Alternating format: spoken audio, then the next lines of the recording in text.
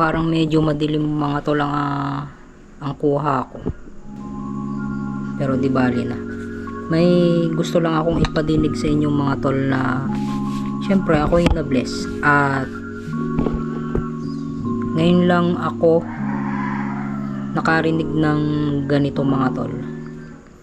Kaya natuwa ako, ni-record ko agad siya para dahil baka burahin nung nag-send eh. Hindi ko alam kung send to me nito o sa akin lang niya isinend. Pero natutuwa ako mga tol.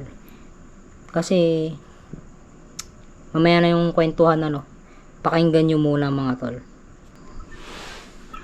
Hi po, I know hindi pa po tayo magkikita at hindi ko po kilala personal. And it might feel like a little unexpected to get a message from stranger on social media. But I wanted to use this platform, or I use this messenger for something positive today, to share a simple reminder of God's incredible goodness or God's love for us. And I know, mahal tayo na Lord. And lahat na yun, alam natin na may nagmamahal sa atin, may nagpapalikas sa atin, walang iba kundi ang ating Panginoong Diyos. And I want to gently ask, how is your personal relationship with Him? Hindi ko pa alam yung pinagdadaanan mo po. But always remember that no matter what you're going through right now, please don't distance yourself from His presence.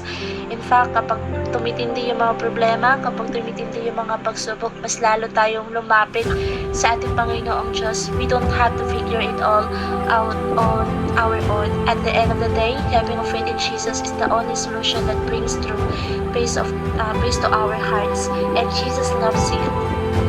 Hindi solusyon paglayo. Yun gusto kong marinig mga tol. Kaninang alas 4 yan sinend.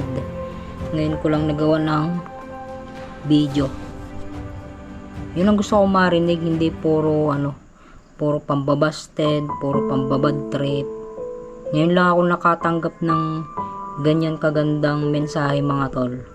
Kasi yung mga natatanggap kong mensahe puro negative, kaya ako na medyo nayayamot.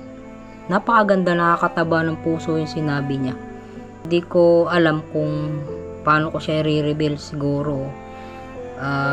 Kasi sinabi ko sa kanya kung pwede ko bang i-upload kasi nga nabe-bless nga ako at natutuwa nga ako sa kanya. So wala pa siyang reply, hindi ko alam kung okay ba sa kanya na ma-upload to, pero malay natin may ma-bless din na iba. O diba, laking bagay nun na maiisip na isang tao na may nagmamahal pala sa akin, may nagmamahal pala sa akin na nag-iisang Diyos. Merong nagpapaalala na ikaw ay hindi solusyon, na ikaw ay mapalayo sa Diyos. Natutuwa ako sa yung mga tol kanina ko pa sana gagawin niya ng video, pero medyo busy ako kanina Nakakataba ng puso, di ba mga tol, yung pagod na pagod ka tapos ganyan yung maririnig mo. Grabe, mabe-bless ka talaga mga tol. So hindi ko alam kung paano ko i-reveal to, hindi ko alam kung itatag ko ba siya, basta gagawan ko na lang siya ng video para may ma-encourage din na iba. Born again Christian yan mga tol. Hindi ko lang alam kung anong church, ibang satellite pero born again Christian siya, yung mga ganon. Sa madaling salita sa Tagalog ay mananampalataya.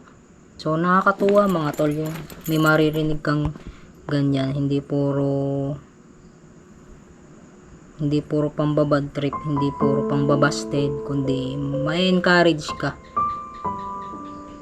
So nakakatuwa mga tol, grabe.